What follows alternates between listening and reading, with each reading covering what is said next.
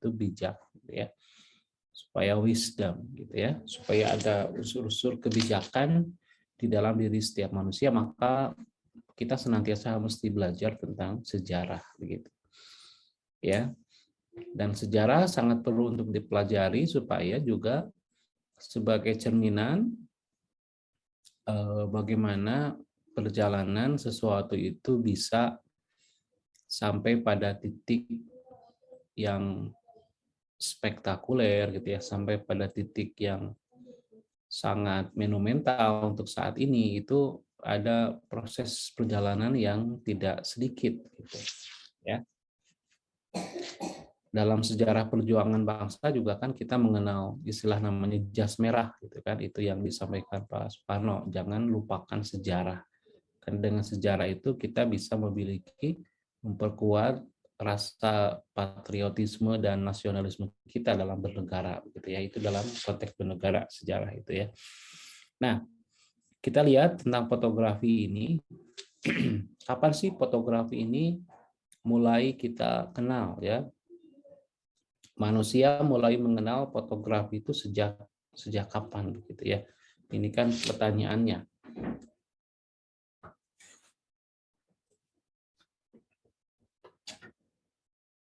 Apakah sejak kapan itu ya, indikasinya dilihat dari waktu misalnya tahun begitu, abad begitu ya, atau masa ya. Kalau kita kan Indonesia kan ada istilah namanya era ya, ada era era kemerdekaan, bahkan era penjajahan, kemerdekaan, pasca kemerdekaan, era Orde Baru, kemudian ada Orde Lama, Orde Reformasi, ya. Sekarang nggak tahu era apa nih sekarang ya. Gitu. Jadi ada beberapa. Nah kita lihat ya. Nah belajar tentang sejarah fotografi ini, Anda bisa mempelajari banyak buku ya, banyak buku yang membicarakan tentang sejarah fotografi ini, banyak ya. Buku-bukunya banyak yang khusus ya membicarakan tentang sejarah fotografi ya. Salah satunya ini judulnya The History of Photography, karangan dari Alma Davenport ya. Kemudian juga ada buku ya yang judulnya adalah The History of Photography ya. Jadi Bimon ya Newhall. Nah, ini juga buku yang khusus ya mengupas, membicarakan detail tentang apa itu fotografi, sejarahnya seperti apa. Nah, untuk ringkasnya barangkali saya akan sampaikan ya ringkasnya. Jadi nah, seperti yang sudah kita ketahui ya, istilah fotografi ini kan kita bisa lihat secara etimologis dulu ya. Apa sih etimologis itu? Etimologis itu adalah terkait dengan asal muasal kata yang membentuk dari istilah dalam keilmuan itu ya. Rata-rata memang ilmu yang kita pelajari itu dia ada asal usul kata-kata yang membentuknya ya, yang membentuk, yang menggabungkan beberapa kata itu sehingga membentuk ilmunya begitu ya. Jadi kalau misalnya kita nih belajar tentang biologi misalnya kan, itu kan ada dua kata yang membentuknya kan, ada bio, ada logos ya. Bio itu artinya adalah kehidupan atau hidup ya, logos ilmu ya. Jadi ilmu yang mempelajari tentang makhluk hidup ya. Kemudian juga ada kita belajar kalau di Tekpen kan ada kurikulum kan begitu ya. Kurikulum kan dari kurir dan kurere ya. Kurir artinya adalah pelari, kurere artinya jarak yang harus ditempuh atau lintasan gitu. Jadi ada kata-kata yang membentuk itu. Nah, sama juga dengan kita belajar ada mata kuliah grafis, media grafis ya. Grafis kan dari grafos gitu kan atau grafain.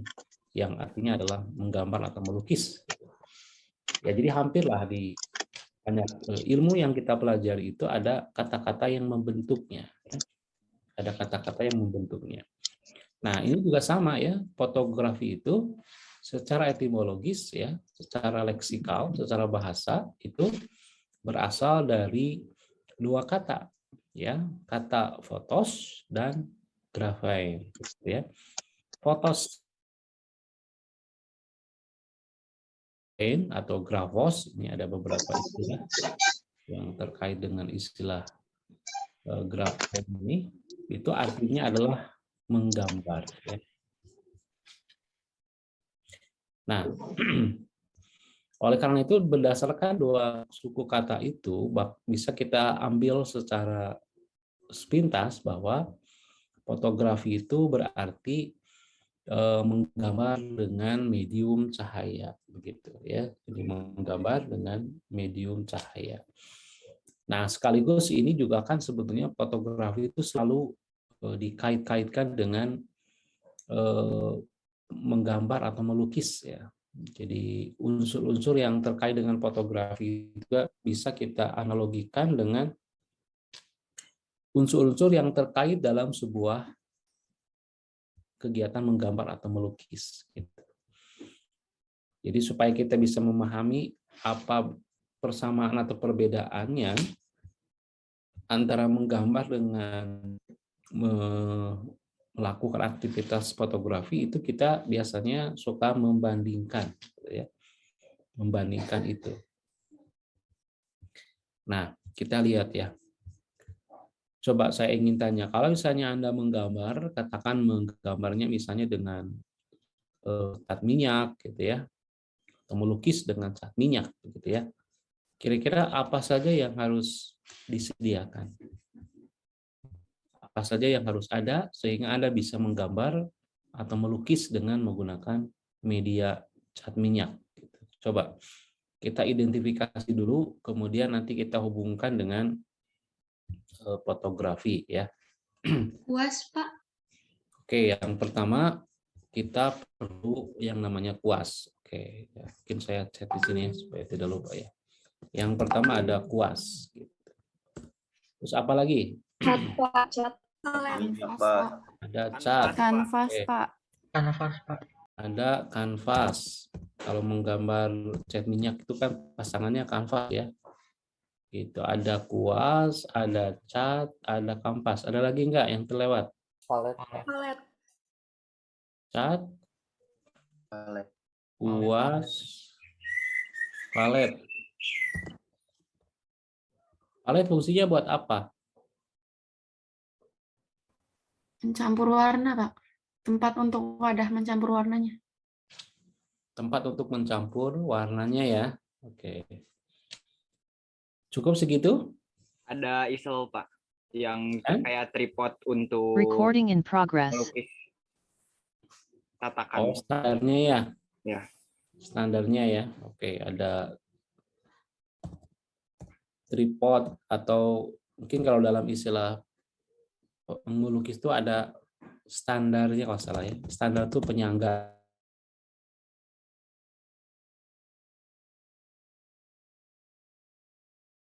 Penting ya untuk disediakan meskipun ada hal yang sangat pokok mungkin yang wajib ya harus ada, kalau nggak ada sama sekali nggak akan bisa terjadi tuh yang namanya melukis ya. Yang pertama misalnya kuasnya betul untuk menuangkan objeknya ke dalam lukisan ya. Kemudian ada catnya, kemudian ada mediumnya, kanvasnya gitu. Sebenarnya kalau palet itu kadang-kadang bisa langsung dituangkannya tuh ke dalam lukisan kan bisa begitu.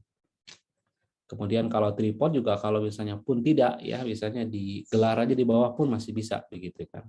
Tapi yang sangat harus ada kan begitu, ada kuasnya, ada catnya, dan ada mediumnya, ada kanvasnya begitu. Nah, kita lihat di dalam fotografi juga relatif sama ya unsur-unsurnya.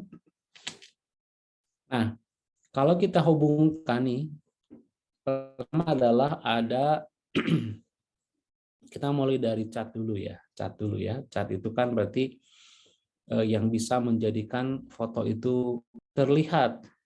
Ya ada warnanya ya.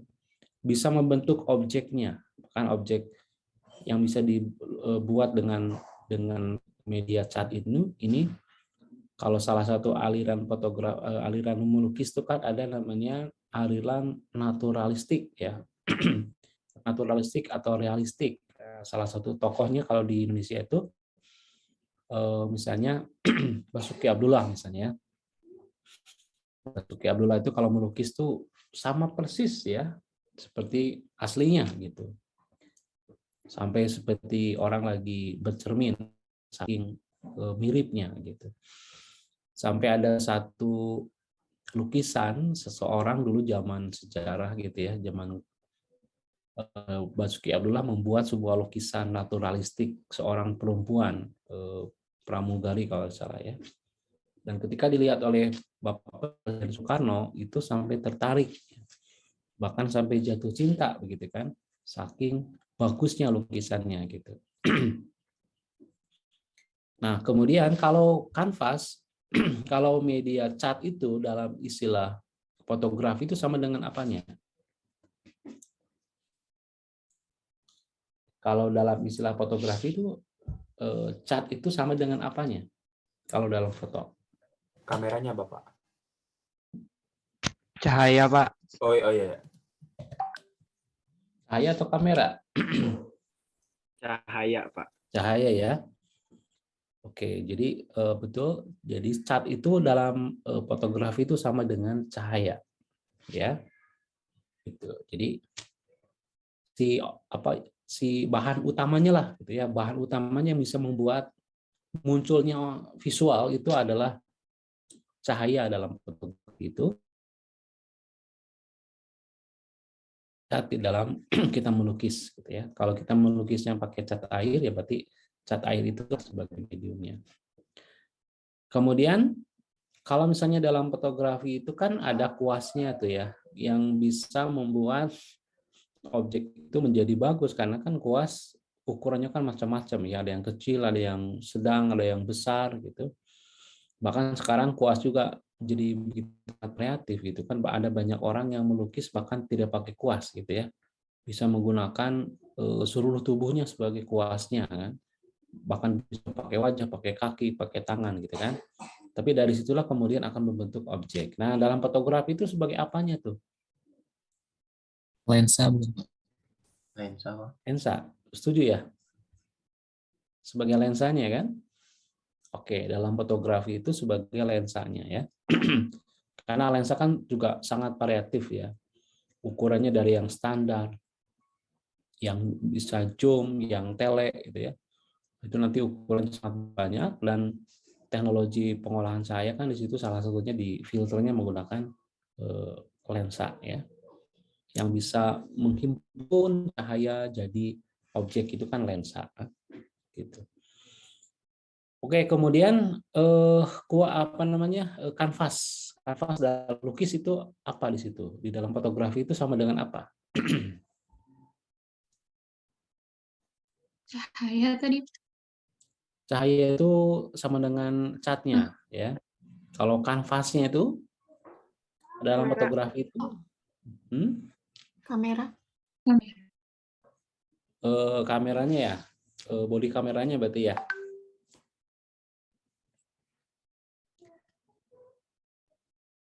Betul? Betul kameranya atau apa? Jadi tempat yang menuangkan, kalau misalnya kita kan menggambar pakai kanvas, berarti kanvas itu yang medium, tempat untuk menuangkan tintanya, tinta atau catnya dimainkan dengan kuas jadi objek begitu.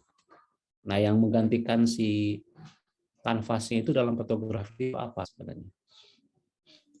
Objek atau target fotonya, Pak. Betul gitu? Yang bisa medium ya, perantara yang bisa menempelkan si cahaya itu gitu ya. sama dengan menempelkan si catnya itu apa gitu ya kalau dalam fotografi itu.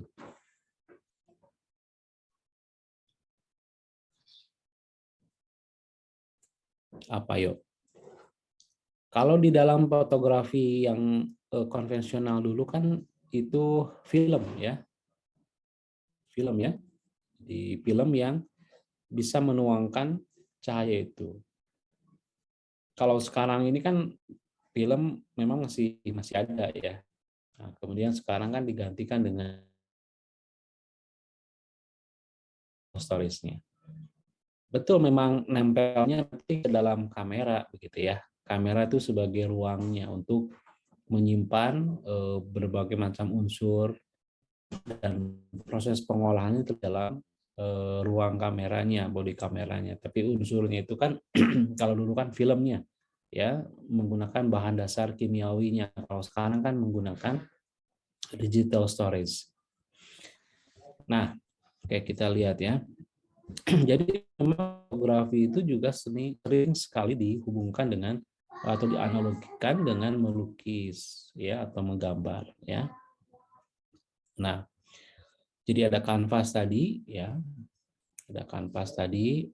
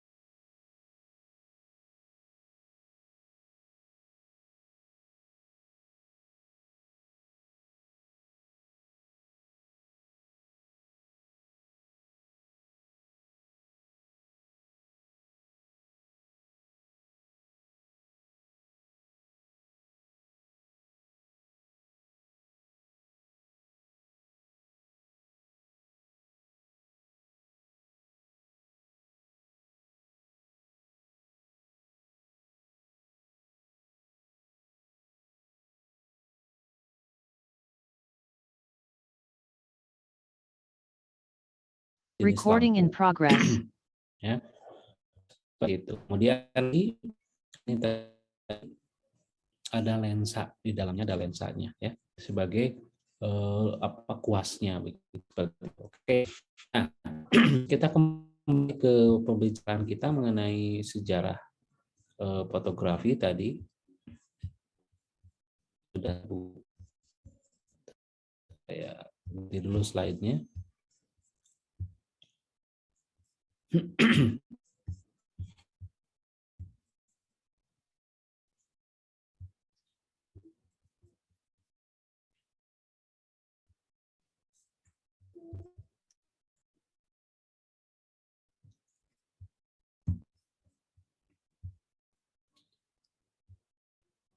ya, kita kembali. Jadi fotografi itu selain lukis itu berasal dari kata grafein, fotos dan grafein atau gras. Fotos artinya cahaya, grafos artinya menggambar ya. Berarti fotografi itu dapat diartikan dengan menggambar melalui medium cahaya. Jadi objek itu ya tadi ada yang menyebut objek apa termasuk ke dalam unsur fotografi enggak gitu ya. Nah, objek itu kalau kita mau api memang betul ya termasuk. Karena kita mau mengambil apa kalau tidak ada objeknya gitu kan. Tapi kan objek untuk apapun kalau kita tidak memiliki unsur yang pokok tadi tidak bisa terwujud juga begitu ya. Nah, dalam realisasinya nanti memang paling kok itu kan dua unsur ini kan sebenarnya kalau dilihat dari bahasanya kan fotos tuh cahayanya kan begitu. Nah, cahaya ini yang salah satu yang juga sangat penting untuk dilatih. Kadang para fotografer yang pemula misalnya kan ya atau mungkin orang yang awam ketika dulu terutama di ruangan di luar begitu. Kadang-kadang orang terlalu sibuk misalnya untuk memperhatikan objek gitu. Objek akan ini misalnya terlalu miring misalnya gitu ya. Ini bajunya nggak rapih misalnya. Atau misalnya kurang dekat, kurang empet misalnya. rapat, gimana lah gitu. Yang diperhatikan tuh objeknya, ya. Gitu. Kadang-kadang tidak memperhatikan paling pokok itu adalah datangnya cahaya. Nah ini nih, atau cahaya ini kadang-kadang kurang diperhatikan. Gitu.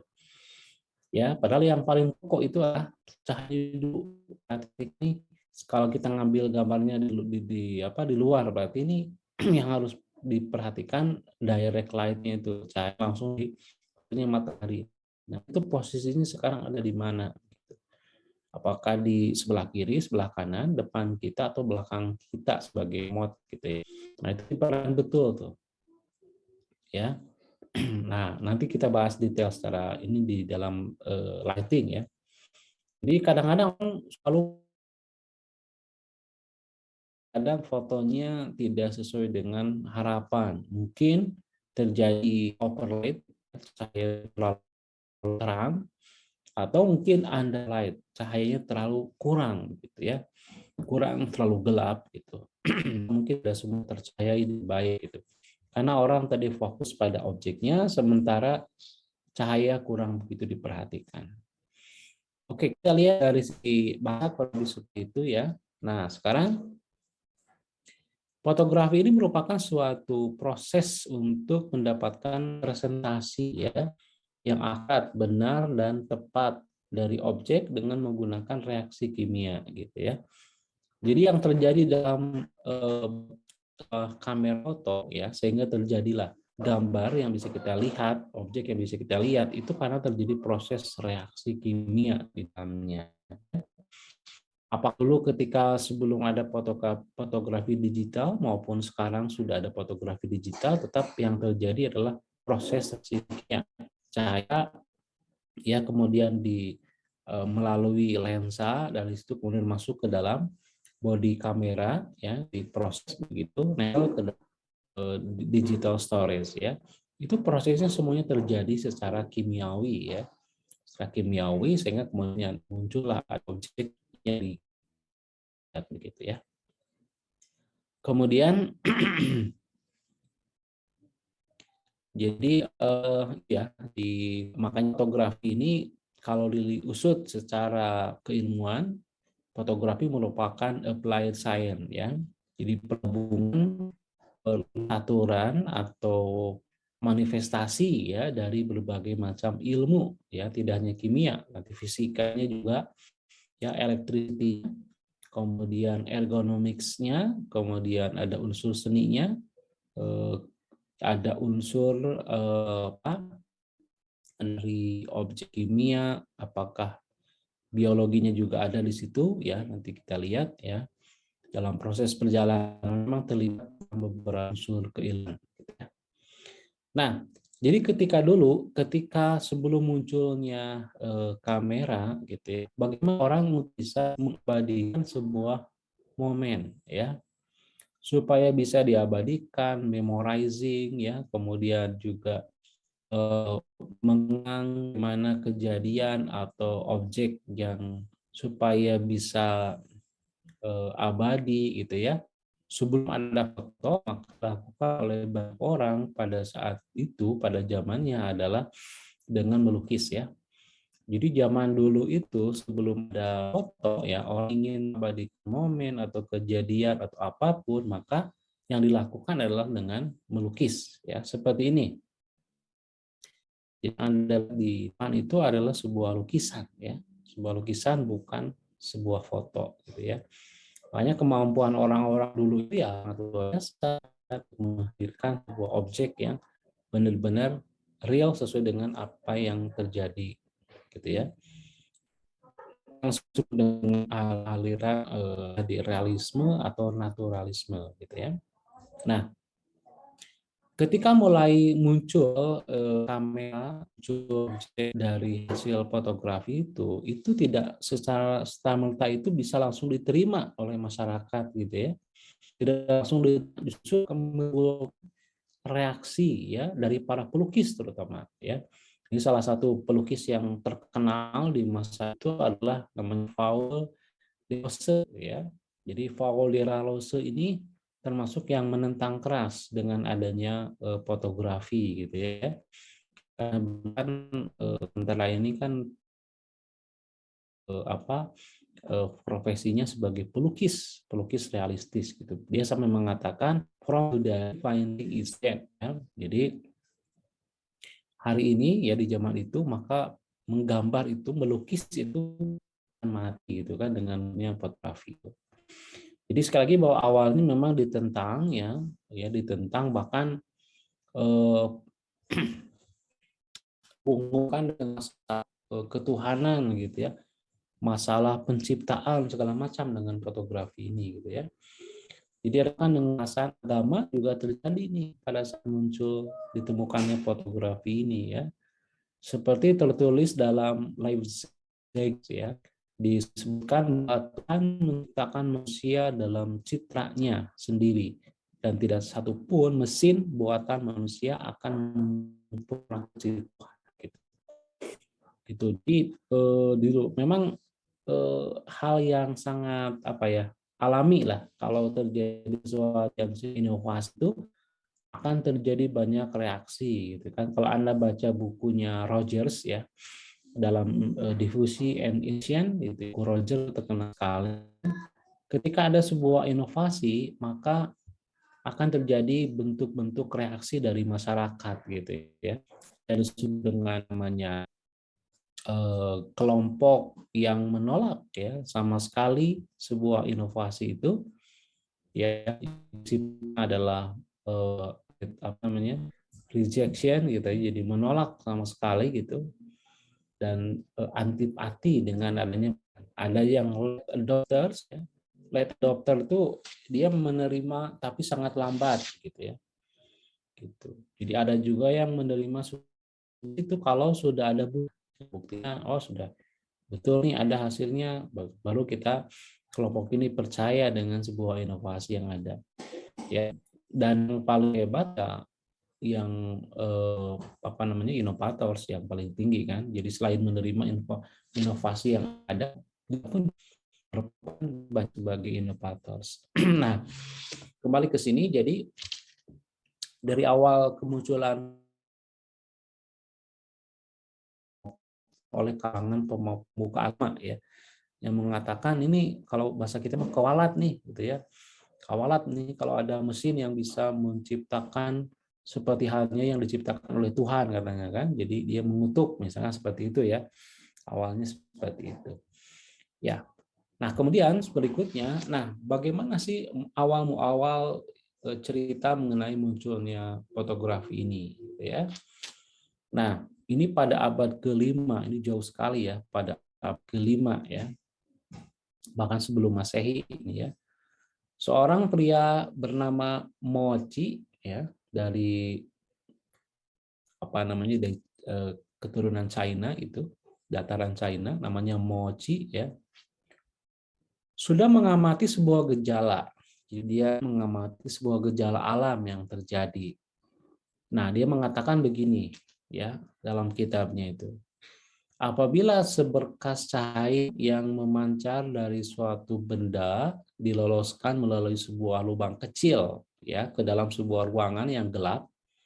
Jadi sekali lagi apabila ada seberkas cahaya, jadi cahaya kecil ya, kemudian masuk ke dalam sebuah lubang atau diloloskan ke dalam sebuah lubang yang kecil dalam sebuah ruangan yang gelap, ada ruangan yang gelap, di luarnya ada cahaya, kemudian cahayanya masuk ke dalam ruangan yang kecil, maka bayangan benda tadi akan diproyeksikan sesuai dengan bentuk aslinya tetapi dalam bentuk yang terbalik gitu ya. Nah, konsep ini sudah ditemukan ya, sudah dikemukakan oleh ya seseorang namanya Mochi di abad ke-5 sebelum Masehi gitu ya. Lama sekali ini cikal bakalnya mulai diciptakan, ini ada objek ya yang diproyeksikan begitu. Nah, dalam perkembangan berikutnya ini kalau kita visualisasikan tuh kurang lebih seperti ini. Ini ada kotak ruangan yang gelap ya. Ini sengaja dipotong tengahnya supaya terlihat konstruk di dalam objek ini. Jadi kalau ada ruangan yang gelap, katakanlah dalam kotak yang gelap ya. Kemudian di sini ada tempat yang ruangan yang terang gitu. Di ruangan yang terang itu ada objek Nah, si objek ini kalau terkena cahaya matahari, ya tersorot oleh matahari, kemudian dia akan masuk ke dalam lubang yang kecil. Nah, si lubang yang kecil itu akan memproyeksikan objek yang ada di luar tadi, akan dipantulkan lagi ke dalam dinding. Ya, ini dindingnya ya di dalam kotak tadi. Tetapi akan berbentuk terbalik seperti ini ya. Akan berbentuk terbalik. Ini kan orangnya tidak terbalik ya, tapi objek yang dipantulkan dari luar itu dalam bentuk terbalik ya. Nah, ini yang tadi disampaikan oleh Mochi, kalau divisualkan kurang lebih seperti ini ya, dan ini menjadi cikal bakal ya, menjadi cikal bakal muncullah dunia fotografi, konsep fotografi ini ya. Nah, kemudian diperkuat ya teori tersebut oleh para filsuf ya, para filsuf Yunani terkenal gitu. Ada tahu kan filsuf Yunani kan ada Aristoteles, ada Pluto gitu ya. Nah, mereka termasuk orang-orang yang sangat jenius ya, yang banyak menularkan pemikiran-pemikiran bersumber ilmu pengetahuan kepada manusia ya. Nah, ini diperkuat pendapat dari Mochi tadi. Yang Mochi jauh lebih awal kan muncul, itu Aristoteles. Aristoteles mengatakan ya, dalam ilmu fisika ternyata memang betul ya. Ketika benar yang memancar dari suatu objek yang menembus masuk melalui lubang kecil. Nah, belakangan ya ke sini, maka lubang kecil yang dimaksud itu adalah namanya pinhole ya. Atau dalam istilah lain namanya lubang jarum ya. Lubang jarum. Maka nanti dalam perkembangannya muncul namanya kamera pinhole ya, kamera lubang jarum. Nah, ketika ada sinar yang memancar dan kemudian masuk ya, melalui lubang kecil atau pinhole tadi ke dalam ruangan gelap, akan menghasilkan bayangan dari objek ya, dari objek tadi itu secara terbalik serta tepat sesuai dengan aslinya ya. Jadi bentuknya tuh ya asli sama persis gitu ya, cuma dalam posisi yang terbalik dan ukurannya tentu saja menjadi lebih kecil karena kan hanya diproyeksikan saja. Seperti itu. Jadi ternyata kalau tadi kan Mochi kan hanya menduga saja, mungkin ada kecenderungan dia melihat secara kasat mata kemudian dia ceritakan dalam kitabnya. Sementara kalau si Aristoteles karena dia seorang ilmuwan, itu ternyata memang diakui secara ilmu fisika memang gejala alamnya seperti itu ya. Nah, ternyata para pemikiran Mochi kemudian Aristoteles ini menjadi dasar ya, menjadi dasar bagi orang-orang berikutnya ya, para ahli-ahli berikutnya untuk mengembangkan lagi ya, untuk terus dikembangkan nih. Ya, ini misalnya dulu dalam buku-buku disebutkan misalnya bahwa kalau objek ini ya melewati sebuah lubang akan muncul dalam keadaan terbalik segala macam, itu pun diperdalam terus ya, diperdalam terus dan diciptakanlah kamera yang disebut dengan kamera obscura ya. Jadi teknik pinhole yang tadi disampaikan oleh Aristoteles itu menginspirasi orang untuk kemudian menciptakanlah kamera obscura. Ya, yang berarti kamera kamar gelap. Kamera kamar gelap artinya ya. Ya, kamera kamar gelap. Jadi obscura itu gelap. Tetapi dengan ukuran yang besar seperti inilah ya. Kalau sekarang itu ya sebesar mungkin apa ya, sekarang itu kan ada di mall-mall tuh ada tempat untuk memotret ya dalam bentuk box semacam gitulah ya. Nah, ini juga sama, jadi kameranya ukurannya besar ya, ukurannya besar sehingga orang bisa masuk ke dalamnya, disengaja dikasih lubang, kemudian objeknya disengaja disimpan di luar. Objeknya simpan di luar, kemudian di dalamnya dimulai dipotret ya, bukan dipotret ya, di capture lah untuk menjadikan sebuah objek tapi dalam posisi yang kebalik seperti ini. Nah, ya. Nah, penemuan kamera obscura ini tidak lepas dari tokoh-tokoh ya, seperti tokoh-tokoh Renaissance seperti Leonardo da Vinci ya, Anda tahu. Beliau adalah seorang filsuf juga yang karyanya banyak sekali termasuk lukisannya, dan juga Giovanni Battista ya. Kamera obscura disebut juga ya, disebut oleh Della Porta ya, difungsikan sebagai alat dalam membantu melukis potret. Jadi sebagai bahwa teknologi ini digunakan ya oleh beberapa orang termasuk Leonardo da Vinci, termasuk oleh De La Porta itu untuk melukis objek ya supaya objeknya akurat, tepat ya, maka digunakanlah teknik ini gitu ya. Seperti kita kan banyak dulu kalau melukis sesuatu kita bisa menggunakan kaca atau misalnya cermin gitu ya untuk memproyeksikan si objeknya, kemudian kita gambarkan sesuai dengan yang terpantul dalam kaca tersebut gitu kan ya. Nah, berikutnya ya setelah dikembangkan muncullah kamera obscura ya dalam perkembangan berikutnya juga. Nah, ternyata ini ada juga cerita lain dalam dimensi lain, dalam situasi yang berbeda gitu ya. Tapi dengan pemahaman yang sama gitu ya.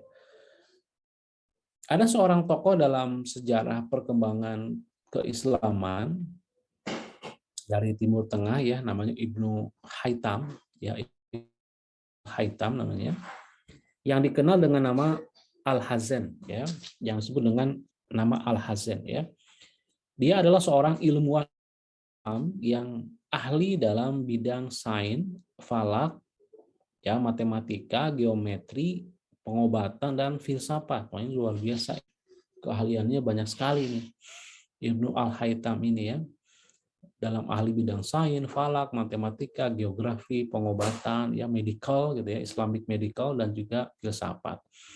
Beliau banyak pula melakukan penyelidikan mengenai cahaya. Ya, mengenai cahaya, dan kemudian dari pengamatannya beliau gitu ya, ini Ibnu Al-Haytham ini ya telah memberikan ilham kepada ahli sains barat seperti Boger ya, Bacon, juga Kepler dalam menciptakan mikroskopik ya, juga teleskop gitu. Jadi kalau Anda ketahui siapa sih yang menciptakan yang sekarang kita gunakan seperti mikroskop, teleskop, itu adalah Ibnu Al-Haytham ya, pemikirannya dari beliau gitu.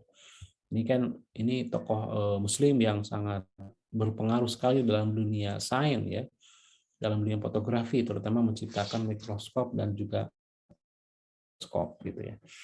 Nah, pemikiran tentang kamera lubang jarum, tentang pinhole itu juga sama disampaikan oleh Ibnu Al-Haytham gitu ya. Jadi yang itu akan menjadi cikal bakal muncullah fotografi modern ya. Oke, selanjutnya, nah ini kesini ya, tadi kan abad ya ke-5, abad ke-7 ya. Nah, dalam ilmu kimia pada tahun 1725 ya. Jadi suatu sinergi dengan fotografi yang ditandai dengan penelitian. Jadi ada penelitian seorang kimiawi ya, seorang ahli kimia namanya John Heinrich Schulze ya, tentang proses kimiawi dengan menggelapkan larutan garam perak dengan bantuan sinar cahaya ya. Penemuan tersebut terus dikembangkan dan disempurnakan yang menghasilkan film ya. Nah, jadi kalau misalnya kita akan menemukan kemudian film ya sebagai medium, tadi kalau kita cerita tentang membandingkan antara lukisan dengan fotografi, maka film ini sebagai mediumnya sama dengan si kampasnya itu ya, sebagai kampas itu yang bisa menghasilkan sebuah hasil foto gitu ya. Nah, ini sebenarnya diciptakan pertama kali digagas oleh namanya Johann Heinrich Schulze ya. Nah, ini adalah salah satu foto pertama yang menggunakan kimiawi ya, meskipun masih hitam putih ya. Hasil fotografi pertama di dunia oleh Niels Bohr ya, Prancis 1826 di tahun 1826. Jadi kalau Johann Heinrich itu mulai menggagas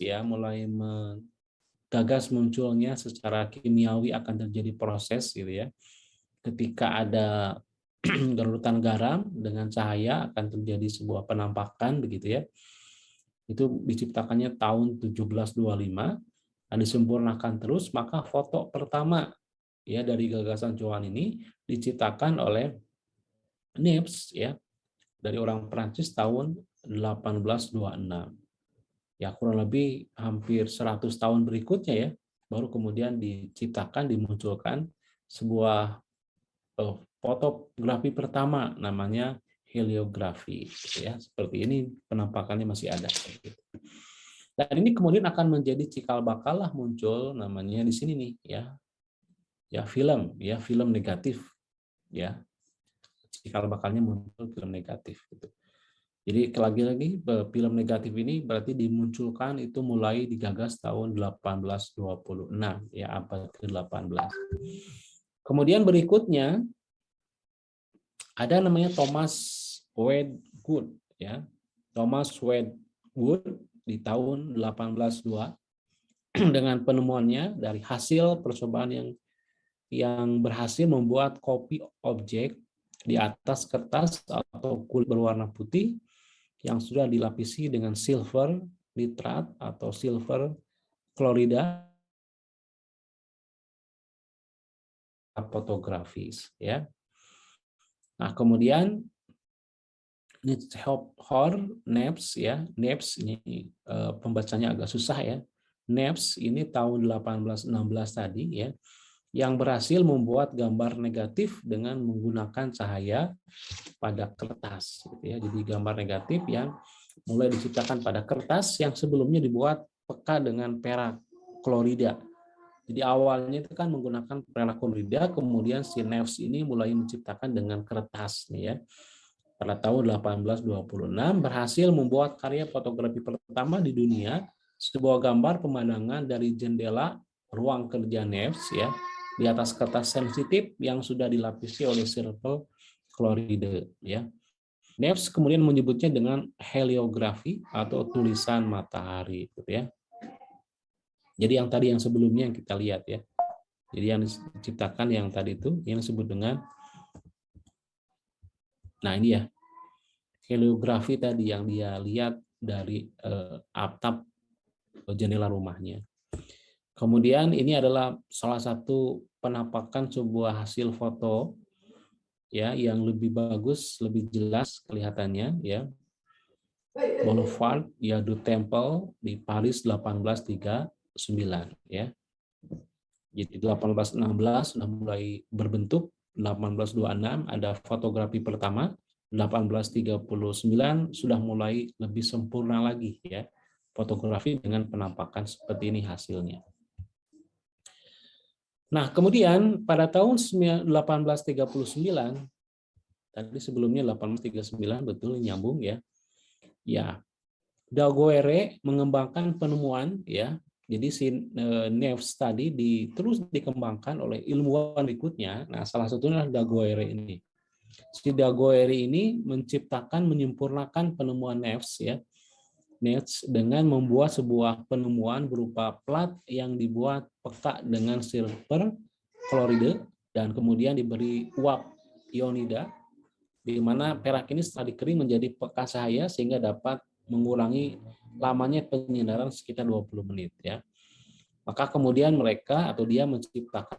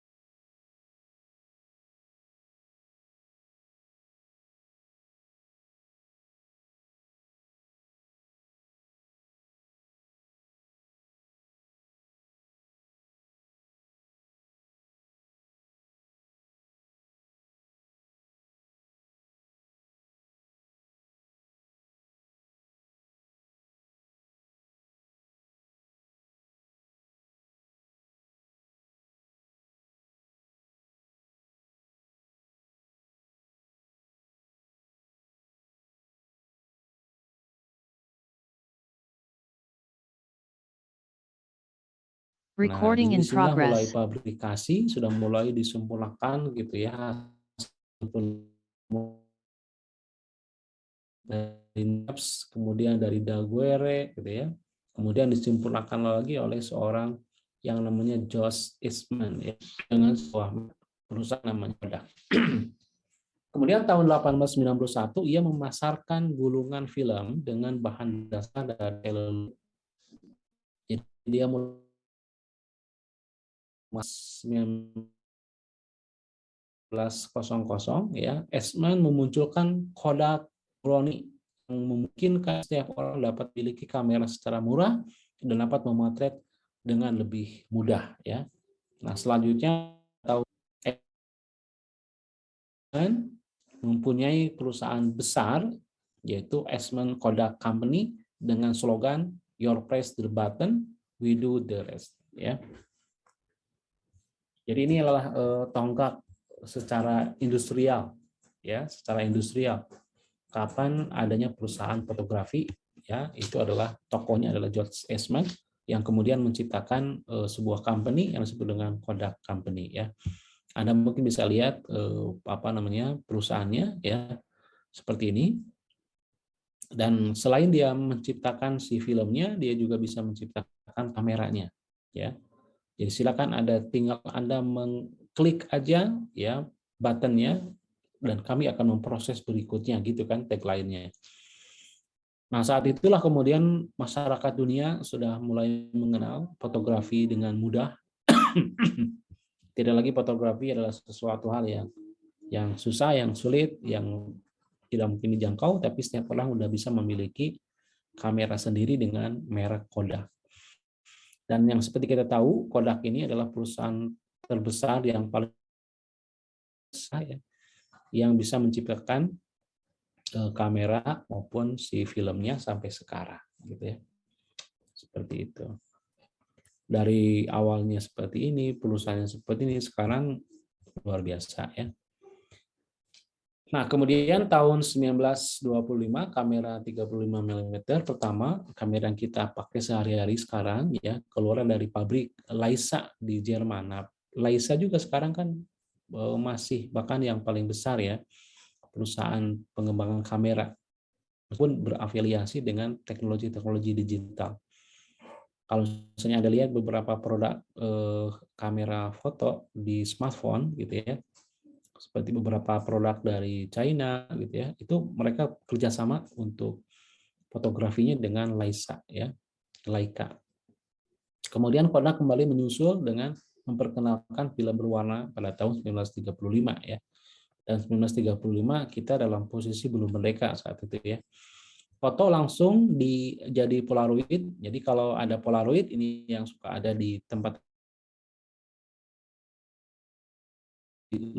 muncul 1947, foto langsung jadi, ya, digeser-geser, digerak-gerak, setelah difoto maka muncul langsung di sana, ya. Itu dimulai dimunculkan tahun 1947. Dan kamera digital itu mulai dijual ke pasar itu tahun 1996, ya. Nah, itu ketika saya baru pertama kali kuliah di UPI 1996, itu mulai dipasarkan, ya, namanya kamera saku, istilahnya compact kamera, ya, atau kamera digital yang bisa digunakan secara portable.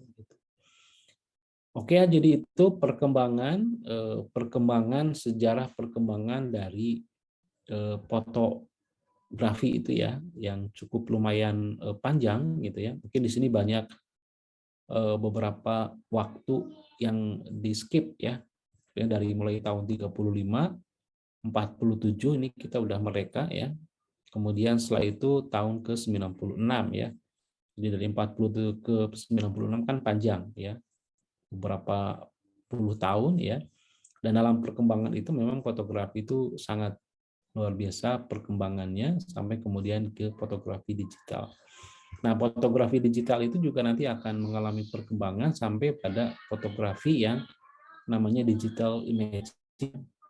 Di zaman saya dulu ketika 96 itu orang-orang udah bisa membuat foto dengan menggunakan compact kamera, ya, atau saku, itu masih menggunakan film, ya, menghasilkan fotonya juga harus dicuci cetak, ada namanya darkroom, ya. ada darkroom harus dicuci, dicetak. Nah, kemudian dalam perkembangannya ya dari tahun 90-an itu sampai kemudian di tahun 95 gitu kan, kesininya kamera dalam prosesnya tidak lagi mengenal namanya darkroom, tapi sudah mulai langsung nempel ke dalam device gitu. Gitu ya. Nah, itu kurang lebih. Nanti kalau ada yang hal-hal yang kurang, nah sekarang nanti setelah selesai ini Anda harus bisa menangkap timeline dari sebuah fotografi ini, sejarahnya Anda bisa buatkan dalam bentuk timeline-nya dalam bentuk infografis ya. Jadi ada tugas mandiri nih buat Anda supaya Anda bisa mencernanya secara mudah. Anda membuat infografis ya. Infografis itu semacam gambar dengan objek-objek yang merepresentasikan di setiap waktunya ya. Anda bikin dalam bentuk timeline ya. Misalnya tahun kapan mulai diciptakan fotografi, berikutnya sampai nanti di fotografi digital sekarang ini ya. Kemudian nanti si tugasnya dikirimkan biasa melalui spot ya, tugas mandirinya ya. Bebas Anda sebenarnya juga dari mana, silakan Anda cari, bisa juga googling ya. Yang penting momen-momennya bisa Anda peroleh baik waktu itu ya. Kalau sejarah itu kan biasanya cerita tentang time-nya, kemudian people-nya, tokohnya siapa, dan produk atau karyanya apa begitu. Kurang lebih seperti itu. Oke, ada pertanyaan?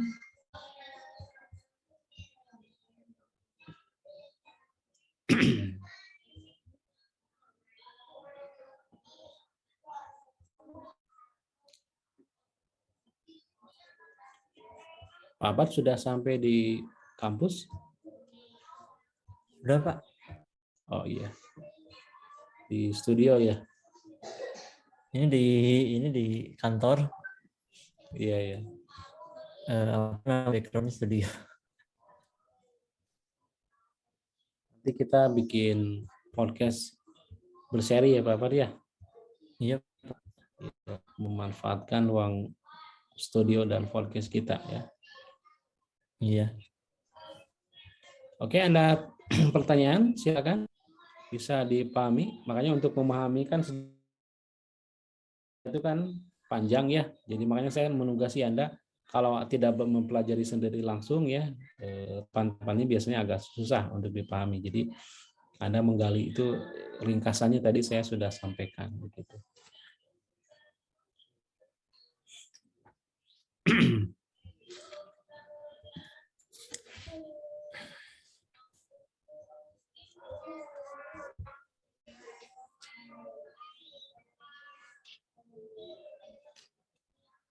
Oke, mungkin kalau tidak ada pertanyaan, Pak Ampat lanjutkan aja ya. Pak. Saya bisa masuk ke ruangan yang lain. Ya.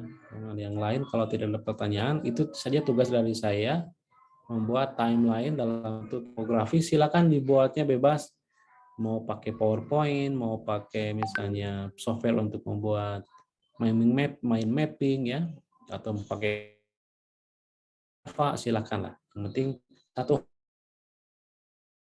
ya, tidak boleh banyak kalangan gitu ya. Itu saja, mungkin kalau ada tambahan atau apapun lanjutan dari materi yang kemarin, Pak Afat silakan. Minggu depan saya menyampaikan materi yang lain ya tentang lighting dan apapun. Terima kasih.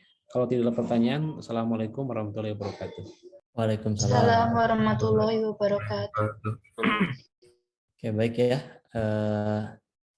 Teman-teman semua, tadi sudah dijelaskan oleh Pak Cepi tentang sejarah fotografi. Nah, saya juga sudah menambahkan 2 video di spot ya. Itu berkaitan dengan materi lain ya, yang lain tentang sejarah fotografi. Kenapa? Karena sejarah itu tidak bisa hanya dari satu sumber. Ya, perlu menggunakan sumber-sumber yang lain. Nah, selanjutnya ya. Ya. Jadi tadi kan sudah ditugaskan oleh Pak Cepi untuk membuat infografis. Nah, sekarang kita diskusi berkaitan peranan fotografi dalam kehidupan. Nah, ya, saya yakin teman-teman nanti mempunyai pandangan tersendiri mengenai apa itu peranan fotografi di dalam kehidupan kita. Saya akan share screen ya.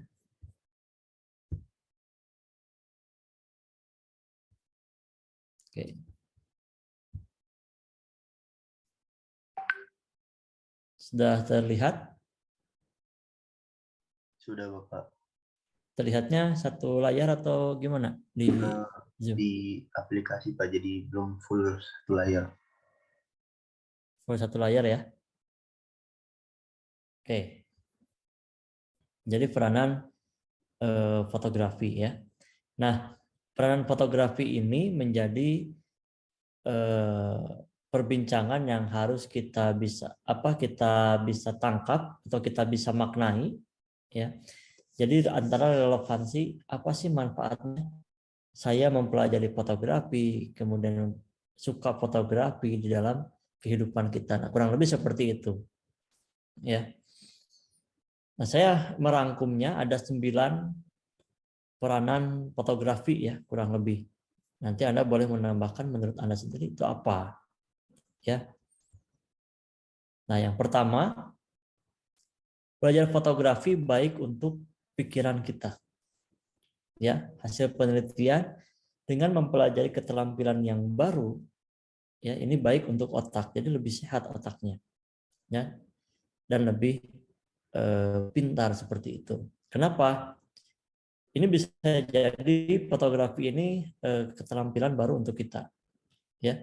Dan dalam fotografi itu selalu ada yang baru, ya. Cara-caranya secara teknis itu banyak sekali. Nah, kemudian dalam fotografi kan ada kita mempelajari cahaya. Nah, jadi mindset pertama dalam fotografi itu bukan kita kameranya, kemudian shutter speed, exposure dan lain sebagainya, bukan itunya. Tapi yang kita harus lihat itu cahayanya. Ya, ada nggak cahaya yang akan kita tangkap? Kan seperti itu ya. Kemudian kita menggunakan kamera, filter, lensa apa yang paling cocok ya untuk berbagai kondisi atau skenario.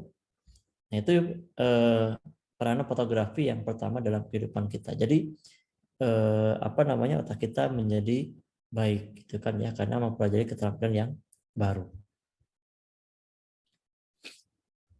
Nah, yang kedua ya, menjadikan badan sehat. Nah, biasanya kalau Anda sudah terjun ke dalam fotografi ya seperti itu. Nah, kita itu kalau mau hunting kan harus jalan tuh ya, apalagi pengen dapat sunrise ya, gunung ya, kita melakukan hiking atau kita mencari spot-spot yang bagus, itu badan kita juga jadi sehat. Maka kalau Anda lihat fotografer itu sepatunya itu sepatu untuk siap tempur ya, karena sepatu gunung atau sepatu cat yang nyaman ya, karena kebutuhannya kalau dulu ya, fotografer dulu itu sepatunya pakai sepatu gunung.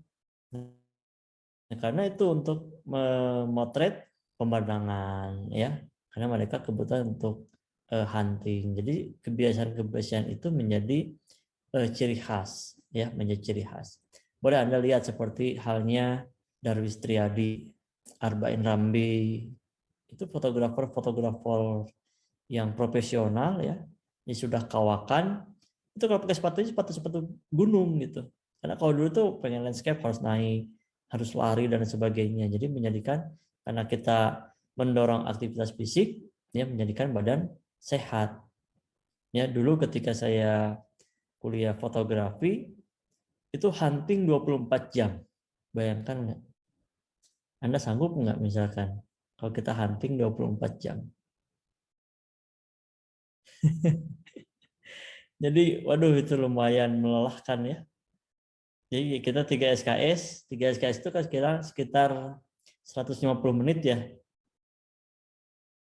Ya kurang lebih 2 jam. Nah, kalau ini pas ketika hunting itu 24 jam. itu kita benar-benar tidak tidur seharian. Ya, hunting. Nah, jadi membuat badan sehat. Jadi jalan kemana. Jadi nggak boleh yang ada yang bawa motor, yang bawa mobil, itu nggak boleh. Semua jalan kaki aja. Ya, jalan kaki. Dari gunung sampai kota, nah itu kita jalan. Nah, yang ketiga, mendorong kreativitas. Ya, fotografi ya campuran pengetahuan teknis dan kreativitas. Jadi bakal ada sesuatu yang baru. Ya. Ketika kita memotret sebuah momen gitu ya, pasti momen itu beda-beda. Ya tidak ada yang sama. Ya tekniknya kita harus tahu, kemudian kreativitasnya. Nah, kalau orang-orang yang kreatif kan misalkan gambarnya tentang apa gitu kan itu, tapi itu bisa bagus gitu. Ya. Ini untuk apa? Nah, jadi fotografi itu mendorong kreativitas. Nah, jadi ketika Anda menyukai gitu kan ya, kita belajar menyukai, itu kreativitas kita seharusnya itu meningkat. Ya. Bukan lebih turun kreativitasnya. Kemudian foto juga bisa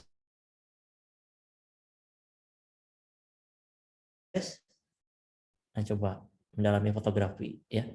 Kan jalan-jalan tadi kan ya, hunting gitu kan, ambil foto. Itu ada tuh yang kerjaannya seperti itu, dia di Instagramnya hanya dia memotret perjalanan pulang dari kantor. Jadi di tempat kerjanya itu kan sore. Nah, sore sampai jam 8 sampai jam 9 atau sampai bahkan dini hari dia memotret suasana malam hari. Kadang menggunakan kamera, kadang hanya menggunakan HP. Dan momennya beda-beda. Ya, itu. Apalagi sekarang banyak artis-artis Instagram kan dia memang kreatif dalam foto kan. Ya. Yang kreatif dalam foto, kemudian banyak yang suka, banyak yang mengikutinya, banyak followernya, akhirnya menjadi artis Instagram. Itu karena kreativitas. Ya.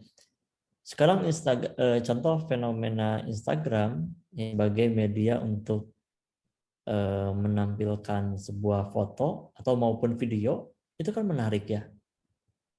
Ya.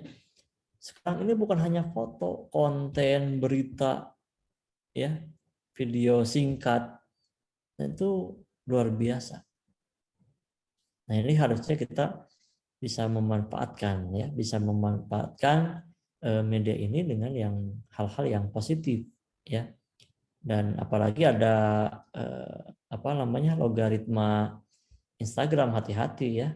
Hampir sama logaritma Instagram dengan YouTube, itu hampir sama. Apa yang kita lihat itu yang akan muncul dan akan mempengaruhi pikiran kita sendiri nantinya. Jadi kita harus memfollow yang baik-baik ya, agar yang muncul juga yang baik-baik. Nah, yang keempat, mendorong Anda untuk jalan-jalan. Ya. Dulu pernah lagi senang-senangnya memposting sesuatu di media sosial, itu orang itu hampir tiap hari itu hunting di tempat ini, tempat-tempat yang memang ikonik gitu kan ya, dan bagus untuk foto. Ya, jadi mau tidak mau kita melakukan traveling. Ya. Kemudian mengabadikan momen-momen, mengabadikan budaya, misalkan ada makanan sekarang, itu dari aktivitas traveling. Ya. Mau tidak mau dengan kita mempelajari foto, ya itu bermanfaat untuk kita melakukan jalan-jalan ya, traveling. Kan itu sebuah keharusan ya. Anda jangan hanya diam saja di rumah atau di ini, kita perlu traveling. Ini kan jangan bergerumun ya, kumpul gitu banyak orang, enggak. Kemudian bepergian demi fotografi mengubah cara Anda memandang dunia. Ya, memang betul. Ketika Anda jalan-jalan, Anda apa yang difoto gitu kan ya. Terkadang ada sesuatu yang kita tidak tahu, oh baru tahu gitu kan ya. Oh ternyata seperti ini. Nah, seperti halnya ketika ini memang sengaja ya. Jadi hunting memotret pengemis di Kota Bandung. Ya. Potret terus diikuti, kita diam-diam gitu kan ya. Jadi dari jarak jauh ambil fotonya, diam gitu. Nah, ketika dia mau pulang, dia pergi ke satu tempat ya. Kemudian ini pulang pakai mobil Avanza. Itu pengemis di Pasar Baru. Ya. Ternyata oh gitu. Ternyata pengemis itu ada yang pakai motor, ada yang pakai mobil bahkan. Ya, yang didapat itu foto dia dapat mobil tiap harinya gitu. Ya. Mobilnya diparkir, ya masih pagi-pagi, kemudian dia ngamen sampai maghrib, maghrib dia pulang. Ada yang seperti itu. Ya. Kemudian saya pernah memotret juga ikutinya. Itu ada yang ibunya disimpan di pinggir jalan untuk mengemis oleh anaknya. Ya kalau misalkan tujuannya bukan untuk memotret, pengen tahu gitu ya, kan buat apa gitu. Tapi jadi tahu, oh ternyata seperti ini. Maka kalau saya konsisten ya karena tahu seperti itu ya, jadi nggak pernah mohon maaf, maksudnya nggak pernah ngasih ke pengemis maupun pengamen. Ya karena dibaliknya itu menjadi pekerjaan bukan lagi butuh, karena mereka sudah menganggap itu pekerjaannya, padahal ya bukan seperti itu bekerja itu. Ya, itu kan membiarkan mereka tetap malas, membiarkan mereka untuk tidak mau berusaha, ya maunya hanya seperti itu. Itu dari ini. Termasuk ketika memotret di Jalan Riau atau di Jalan Marta Dinata, di Jalan Marta Dinata, penjual coet, Anda tahu coet? Ya, mutu coet bahasa Indonesianya apa ya coet ya? Yang dari batu? Cobek.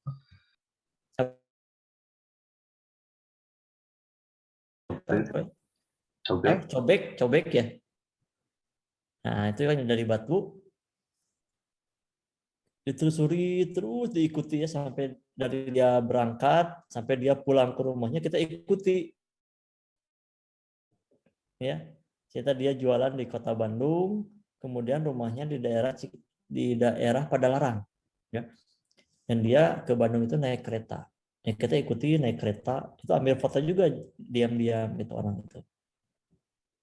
Ternyata anak-anak yang jualan itu coet itu ya, yang dari orang tuanya ada di rumah,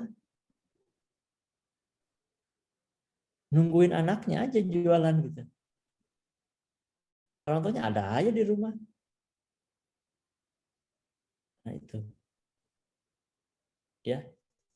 Jadi cara pandang dunia itu, jadi mereka hanya meminta belas kasihan saja, ya, meminta belas kasihan. Jadi nggak ada yang benar-benar memang dia ngemis karena terpaksa, itu nggak ada, karena malas aja, ya, karena malas aja. Itu yang beberapa, jadi belum ada nih, misalkan ada yang ngemis terus emang dia itu butuh banget, nah itu saya belum nemu, ya. Jadi belum nemu. Oke. Baik. Nah, kemudian dengan mengikuti fotografi, Ya, kita mengikuti kelas-kelas fotografi, komunitas dan sebagainya sehingga Anda mempunyai hubungan sosial yang baru, yang mempunyai minat dengan Anda. Nah, ini rata-rata. Cuma sekarang Anda sulit mungkin ya. Kalau dulu itu rata-rata ya, orang anak Tekpen itu banyak sekali ada di komunitas-komunitas fotografi. Salah satunya Black Hole, komunitas Black Hole itu kan kita yang mendirikan. Performa UPI itu kan kita yang mendirikannya. Ya. Jadi membangun hubungan sosial yang baru. Nah, jadi saya pun sama ya. Ya rata-rata kenal di UPI ini dengan mahasiswa dari prodi lain itu dari fotografi. Oh ini dari ini. Kenalnya itu dari fotografi. Banyak yang seperti itu. Ya, membangun hubungan sosial yang baru. Karena banyak kenal ikut komunitas gitu kan ya, itu kan membantu di kemudian hari gitu kan ya. Karena kenal mungkin fotografer ya bisa jadi nanti dapat diskon dan sebagainya kan karena temannya, atau minta bantuan ya kan lumayan ya, dengan hubungan sosial yang baru. Nah tapi kalau misalkan kita sudah masuk ke ya, nah itu wah gila-gila ya. Jadi kalau Anda menggunakan mobil Fortuner gitu kan ya, itu kalau fotografer yang kawakan mereka membawa lebih mahal Fortuner itu hanya digenggam saja. Di kameranya 300 juta, 400 juta ya. Wah, gila ya. Itu kalau sudah masuk ke hal-hal itu. Kemudian mereka itu kameranya aneh-aneh, bukan Sony Canon. Ya, pakainya Olympus, Leica. Ini kamera-kamera yang jarang digunakan masyarakat banyak lah. Itu rata-rata seperti itu. Kameranya itu mereka malah kamera-kamera yang jarang digunakan orang. Ya. Termasuk kalau Anda tahu foto presiden, ya foto presiden yang sekarang itu menggunakan kamera Olympus kameranya. Dia bukan kamera-kamera dari Sony, Canon, Nikon, kamera Olympus itu. Wah itu kameranya mahal juga ya, kecil. Wah itu bagus. Ya. Nah kemudian foto juga adalah seni. Ya manfaatnya.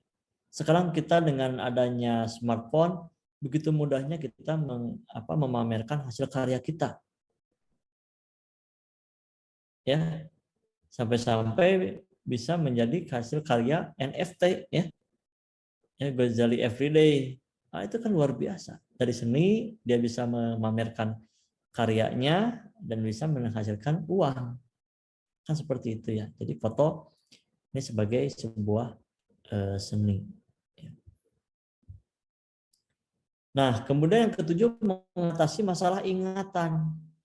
Nah, kalau kita lupa, kita bisa tahu dengan sebuah foto. Misalkan Anda sudah kuliah sekarang, Anda pengen tahu ketika Anda usia 5 tahun, ya kan? 3 tahun mana ingat kita.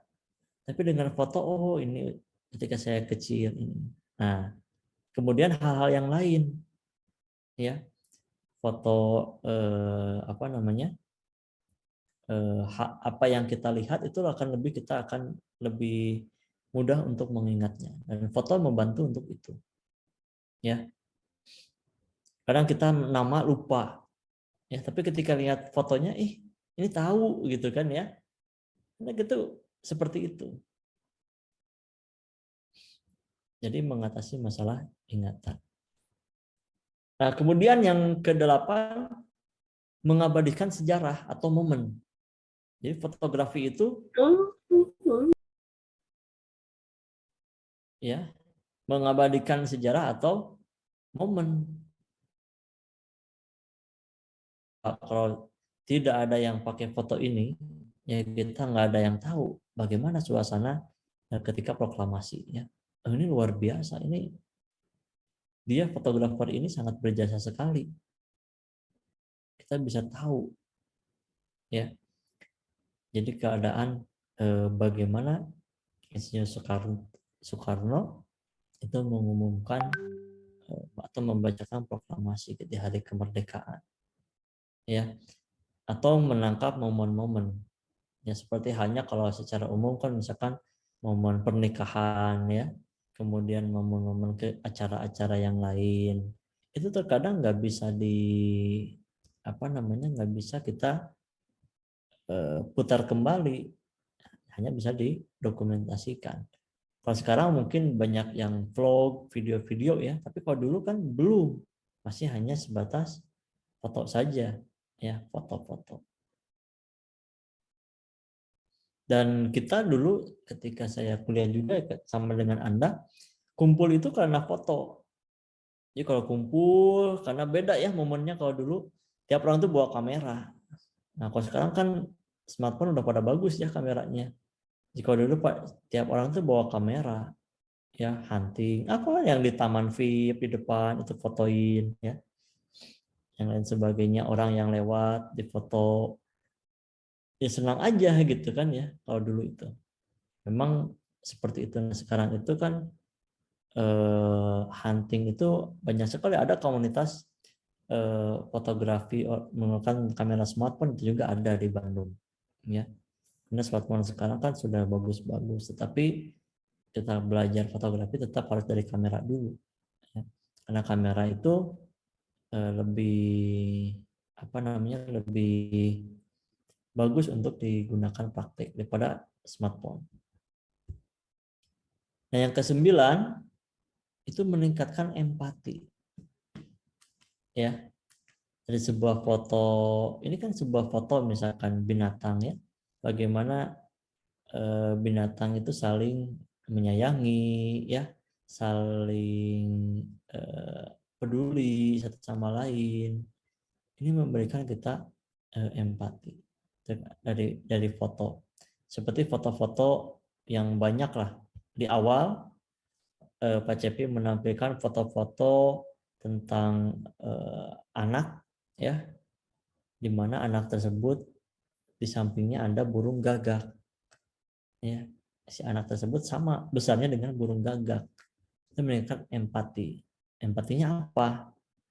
Jadi kalau kita berbicara sustainability, ya, jadi kehidupan ini yang berkelanjutan, kan yang pertama itu tidak ada peperangan, ya, tidak ada kelaparan terutama. Kenapa hal itu menjadi sesuatu yang, ya, di detik yang sama kita membuang makanan di dunia ini, ya, di detik yang sama pula orang kelaparan. Bagaimana rasa itu? Kita bisa tahu, ya. Di waktu itu Anda misalkan membuang sampah ke selokan, di waktu yang sama orang kebanjiran. Nah, jadi hal-hal yang ini kita bisa memanfaatkan dengan baik, ya, seperti itu. Saya rasa ini akan menjadi dunia ini akan menjadi lebih baik, ya, lebih baik. Contoh dari makanan saja, dengan kita tidak membuangnya, ya, tidak membuang sembarangan atau kita habiskan juga, yaitu kita empati kepada orang yang di bagian lain, di negara lain, di waktu yang sama kelaparan. Kan ironi, ya. Di Jerman itu setiap hari itu berapa ton makanan dibuang. Padahal negeri tetangganya itu kesulitan makanan.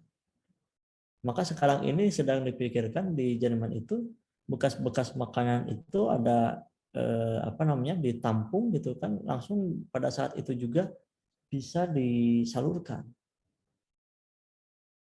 Nah, maka hal-hal ini yang memang ini harus menjadi perhatian kita. Nah, ini fotografi bisa nih, menekan empati.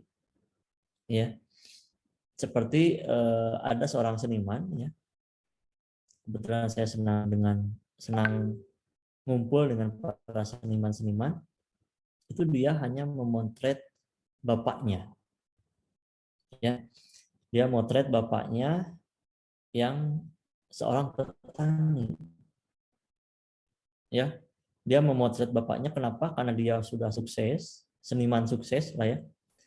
Jadi seniman itu yang harga lukisannya bisa jutaan sampai ratusan juta. Tapi ketika bapaknya diajak pindah atau diajak berhenti dari bertani, dia menolak, ya. Kemudian bapaknya itu menolak, itu rezeki kamu, kalau bapak rezekinya ya ini jadi petani. Nah, akhirnya ya walaupun melihat anaknya sudah sukses, tapi bapaknya itu nggak mau ngikut-ngikut anaknya. Ya sudah, saya ini sebagai petani, kalau misalkan ikut ke kota, ya siapa lagi yang mau menggarap sawah, ya. Ya akhirnya dia abadikan karena bangga dengan bapaknya tadi. Kemudian dia memotret bapaknya, ya, dari semua sisi, ya, memotret bapaknya.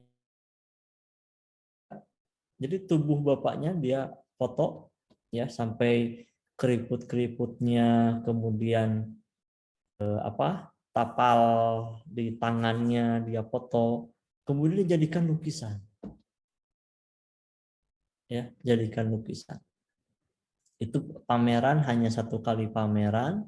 Itu pamerannya ada di 3 tempat, 1 kali pameran habis, ya, habis. Dan di seni itu ngerinya begini, uang masuk ke kita, tapi kita itu kadang nggak tahu siapa yang beli. Itu ya, luar biasa, ya. Ketika pameran di Jogja, itu ada orang nggak pulang-pulang. Ya, ketika ditanya, Pak, kenapa nggak pulang-pulang? Ini pameran sudah mau tutup.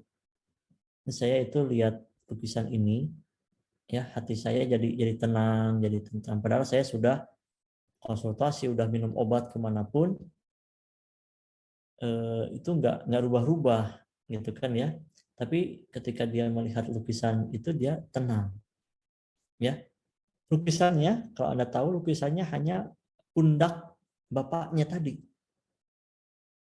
Jadi pundaknya itu berotot, ya, karena memang pekerja keras mungkin, ya, sebagai petani. Jadi si pundaknya itu sampai berotot. Dan itu dia hanya melukis pundaknya saja. Nah, dilihat oleh bapak-bapak tadi. Terus gimana, Pak? Tapi saya nggak punya uang untuk membeli lukisan ini. Tapi saya punya mobil, bisa nggak ditukar lukisan dengan mobil? Nah, itu nggak, yang kita nggak masuk logika di seni, ya. Jadi selama di Jogja, jadi kita nggak perlu sewa mobil operasional karena ada laku 1 lukisan ditukar dengan mobil. Mobilnya masih ada sampai sekarang, nggak dijual karena itu bersejarah, ya. Ada orang yang dia masalah dalam hidupnya, kemudian melihat lukisan itu menjadi tenang, dia membeli tapi nggak punya uang, akhirnya ditukar dengan mobilnya. Ini yang luar biasa, ya. Itu kan secara lukisan, tapi kan di sini secara visual yang memang tadi ada seninya, itu menjadi nilai jual yang tidak logis lah, ya, antara lukisan kok ditukar dengan mobil, kan berbeda. Contoh seperti itu. Nah, kemudian apa nih peranan fotografi dalam kehidupan Anda? Nah, ini Anda harus refleksikan, ya. Dia harus mengambil hikmah, harus mengambil makna dari perkuliahan ini, ya. Fotografi itu kira-kira untuk saya itu apa nih perannya? Contoh, ya, minimal acara keluarga ada foto yang bagus, gitu kan, ya. Kan begitu kan? Wah, semua orang bisa foto, ya, tapi tidak semua orang bisa membuat foto yang baik. Nantinya ketika acara keluarga semua difoto bagus, ya ketika saya mau difoto bagian jelek. Itu rata-rata seperti itu. Ya, ketika saya mau difoto jadi jelek. Nah, seperti itu kurang lebihnya ya. Oke, baik, itu tambahan materi ya dari pertemuan ini. Tadi Pak Cepi menjelaskan sejarah, saya pun sudah menambahkan beberapa video bisa Anda pelajari. Itu dari fotografer-fotografer yang lumayan ya, mestinya kalau di Indonesia itu fotografer menghasilkan fotografer yang baru gitu loh maksudnya. Itu jadi banyak sekali. Tapi rata-rata itu banyak latihan, banyak praktek, banyak hunting. Jika misalkan kita belum menghabiskan kamera kita ya sampai rusak lah ibaratnya, nah itu berarti Anda masih kurang untuk hunting. Ya sebanyak-banyak hunting. Nanti kalau bagus fotografi, wah sekarang gila-gila ya. Fotografi, jasa fotografi satu acara saja sekarang di Kota Bandung itu rate-nya 1,5 juta Bandung ya. Misalkan begini nih, ada ulang tahun atau ada apa ya kira-kira ya, ada acara kuda ya, ada acara-acara apalah, itu di Kota Bandung sekarang minimalnya 1,5 juta satu kali momen acara itu. Jasa fotonya itu belum dicetak ya, cuma filenya aja. Itu untuk di Kota Bandung. Jadi kalau misalkan Anda mau memperdalam fotografi ya bagus gitu kan ya, bagus. Teman saya dia perusahaannya Nesnu ya, Nesnu Moto di Kota Bandung. Itu rate untuk wedding ya kalau kita rata-ratakan sekitar 10 sampai 15 juta. Ya itu satu kali wedding. Kan kalau wedding itu pernikahan bisa di Sabtu Minggu kan ya. Ada 2 weekend nih. Dia satu hari dia bisa mempunyai 10 job. Ya. 10 kali 10 juta, 100 juta tuh cuma Sabtu aja. Belum minggunya. Hanya dari foto. Orangnya bukan dari mahasiswa fotografi, bukan ya, dia kuliahnya apa gitu ya, saya lupa kuliahnya, cuma karena senang kemudian dia manajemen dengan bisnis, wah itu gila ya. Ada 3 perusahaan fotografi mahal tapi banyak gitu kan ya, orang-orang pada pakai itu, padahal kalau yang modalnya ya murah ya. Nah, saya juga kaget ya ketika tahu ya kok segitu rate-nya. Oh, gila. Apalagi Nesnu itu paling banyak orang ya, kalau misalkan di perusahaan fotografi wedding, yang lain mungkin 2-3, dia bisa sampai 10 satu hari. Wah gila, uang banyak sekali ya. Karena fotografi kan jasa kan, hanya jasa saja, tidak membeli sesuatu, kita menjual jasa. Nah itu kan yang luar biasa. Apalagi di Jakarta, wah itu udah gila lagi ya. Anda di Jakarta rate-nya udah 15 ke atas ya. 10 juta itu udah murah banget untuk level kota-kota besar ya. Jakarta, Medan, Surabaya, Bali, itu 10 juta itu udah murah banget. Udah murah. Nah, yang mereka jual apa? Jasa, skill. Ya, skill. Yang amatiran ya, yang amatiran itu ya kita bisa lah foto itu bisa foto bagus. Kemudian kita hanya misalkan ke ya acara-acara kecil-kecilan lah. Itu di Bandung 1,5 loh rate-nya. Kan lumayan ya. Kita bisa dapat 1 kali saja bisa jajan sebulan tuh. Kalau dapat nyangkut saja sebulan. Ya. Padahal ya peralatan seadanya gitu kan ya. Juga amatiran kan. Fotografer amatiran. Beda dengan fotografer yang sudah di manajemen dengan baik, ya itu lebih mahal lagi. Oke, baik ya, mungkin itu saja tambahan materinya peranan fotografi dalam kehidupan. Kemudian tadi ada tugas dari Pak Cepi. Nanti Anda kumpulkan di spot ya. Anda kumpulkan di spot itu dalam format PDF. Ya, nanti outputnya Anda save di PDF. Kemudian Anda upload jadi 1 halaman tentang sejarah fotografi. Ya, baik, itu saja. Kita cukupkan. Terima kasih, sampai bertemu di pertemuan selanjutnya nanti di minggu depan. Itu kita langsung masuk kepada pengetahuan dasar ya, pengetahuan teknik dasar fotografi. Ya kan, kita akan mulai dari cahaya.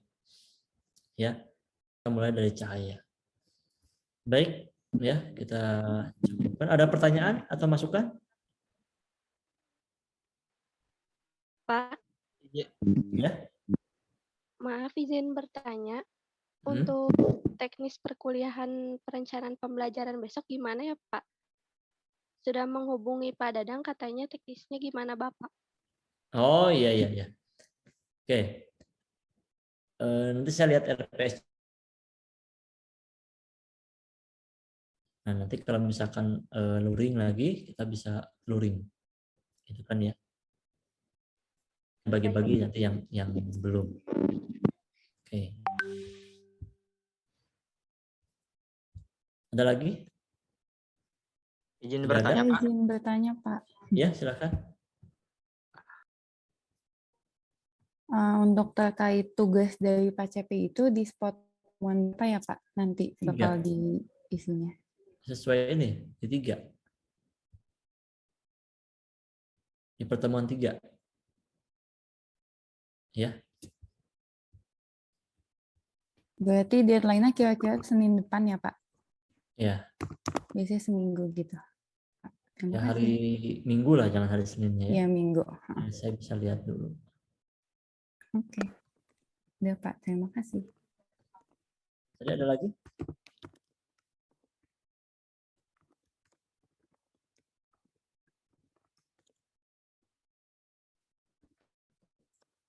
Sudah cukup? Oke, baik. Jika sudah cukup, kita akhiri program ini dan minggu depan kita lanjut kembali. Terima kasih. Wassalamualaikum warahmatullahi wabarakatuh. Waalaikumsalam. Recording stopped. warahmatullahi wabarakatuh.